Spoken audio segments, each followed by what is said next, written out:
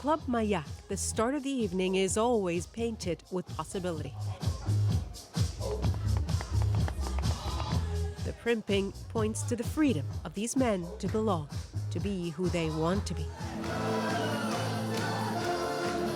That stage as much a refuge for the performers as the club has been for the clients for nearly a decade.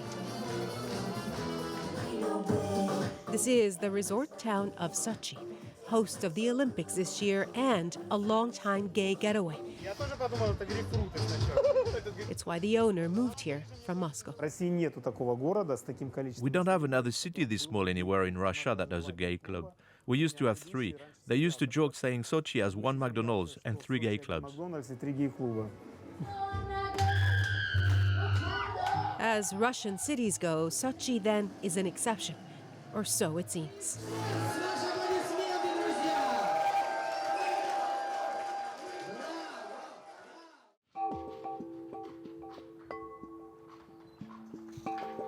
This is my home. It's a home I love. It's a home, this is my home I built with my own imagination, parts of it with my own hands. And I can't live here anymore. It feels like hell. Masha Gessens is a family that feels at home in Moscow or its outskirts, but with 3 children and 2 mothers, it doesn't easily blend in. That's never been reason to leave until now. We're moving to the States because they've made it very clear, by they I mean the parliament and various politicians around, that they intend to take our children away. It's the latest proposal in what Gessen describes as a growing gay-bashing campaign. As an outspoken activist and writer, Gessen has borne the brunt of it. Her family's been called perverted. Critics send her death threats. A politician volunteered to adopt her children. It was never perfect before, but it's never been like this. All of a sudden, it's like back to the Dark Ages. And that particular setup sort of makes you feel totally exposed. There isn't a closet for you to hide in. To be gay in Russia today is possibly the toughest since Soviet times, when it was a crime to be gay. As the debate rages, for the first time really, church and state weigh in, even some media, painting homosexuality as one of Russia's most dangerous threats. Activists point to the attitude at the Kremlin as the root of the growing intolerance, that it's a reflection of the president's own beliefs being enshrined in law. Vladimir Putin recently signed a law seemingly aimed at muzzling gay voices. It bans information about non-traditional sexual relations around minors, including any talk of equating same-sex families with traditional ones. Aptly, the law was conceived in St. Petersburg, Putin's birthplace, and also home to a sizable gay community. The author, a conservative lawmaker who says it's a perfect reflection of Russia's traditional family values. It means that Mr. Putin is a traditionally very strong person. He supports Russian families and he supports Russian kids from this disgusting information. It was like a protection, preservation against a disease, spiritual disease going from some countries. Such language, like the timing of the law, has been explosive.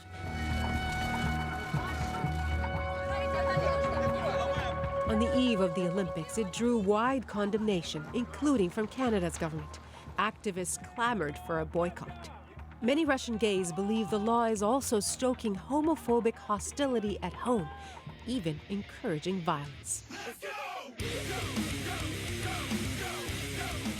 There are suddenly reams of online videos, apparently, of gay teens being shamed,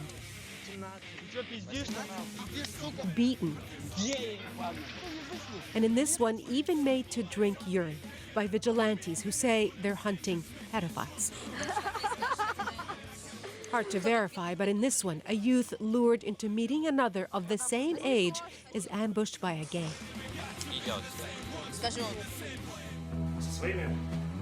Many are inspired by this man,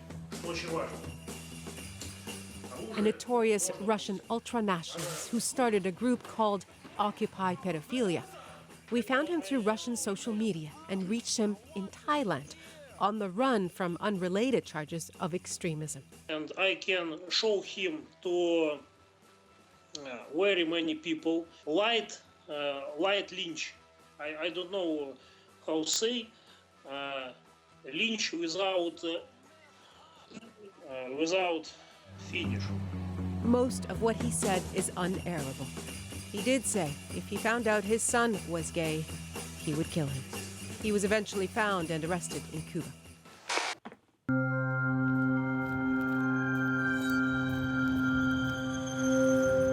Back in St. Petersburg, computer programmer Dmitry Cheshevsky walks the streets nervously since he was attacked.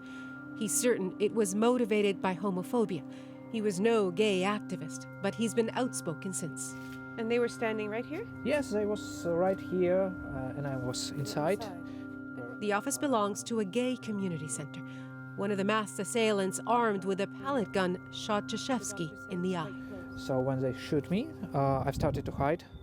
They yelled me, where are you running, faggot? And started to run, pursued me. When I was hiding, they hit me 2 times with a bat. Given what happened to you here, how dangerous is it for gay and lesbian people here in Russia? I'm afraid now it's very dangerous for gays and lesbians. I'm afraid for clubs, gay clubs. I'm afraid for gay organizations. Now it's very dangerous. Doctors saying that I will never able to see with it. I can see very small dots of light, and that's bring me hope. I don't know how to say it. Small glimmers of hope. Yes, yes. Cheshevsky says his disability should be on the lawmaker's conscience. A few minutes across St. Petersburg, Milonov says such attacks are a deliberate fabrication. They have tears in their eyes when they're especially trying to show themselves and express themselves in front of a foreign camera and say that they just want to live, they just want to have a normal life. Mm-hmm. Do they really understand that this is sodomy? Do they really know the history that all the empires ended with this sin? We have a very distinct separation of church and government, and so those religious decisions do not enter into law. So it means that you're producing mentally sick people. It means we live and let live. Live and let live. It all seems a long way from the tolerance of places like Sochi's Club Mayak. Yet even here, off camera, some told us that beyond these walls, to be openly gay is to be shunned, seen as deviant, as pariahs. The owner's own partner says he wants to leave. Still, Tanichev says a boycott of the Olympics isn't the answer. That would achieve nothing but more aggression against gays. This would be totally wrong.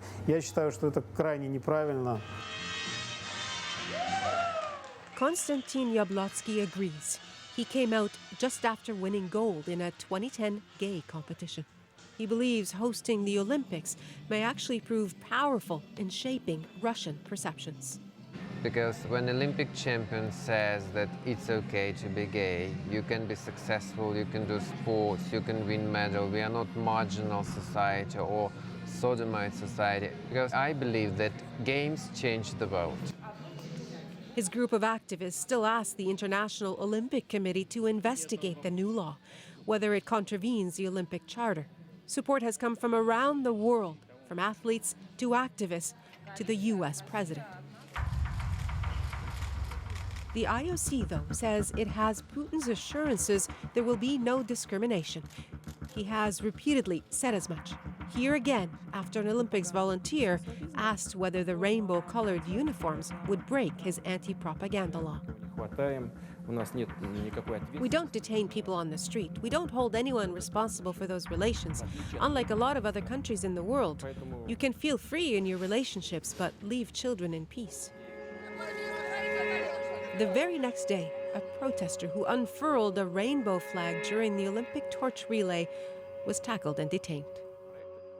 In more recent controversial comments defending the new law, Putin seemed to equate gays and pedophiles, said Russia would need to cleanse itself of anything like homosexuality that might lower birth rate. Discuss this. Any hint of inclusiveness is just for show, says Yablotsky. We are living in a country of double standards. When we have something like a huge international event, everybody wants to make it happy and good quality. Nobody wants international scandals. So Yablotsky is helping plan an alternative right after the Olympics. The Russian Open Games will be gay-friendly but open to everyone. But there are no big sponsors and few venues willing to host it. Even at this badminton tournament, the players are afraid, would only give their first names.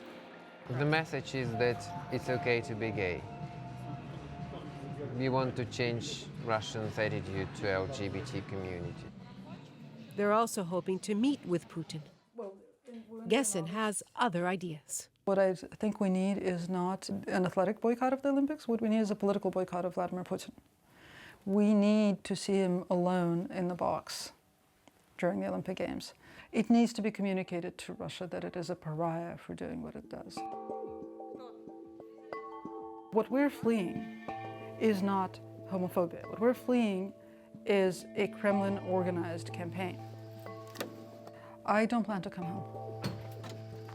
I have enough experience with immigration, my own and other people's, to know that when you leave, you leave. It seems a long way to go just to find belonging, even longer for those who must stay behind. Nahlah Ayed, CBC News, Moscow.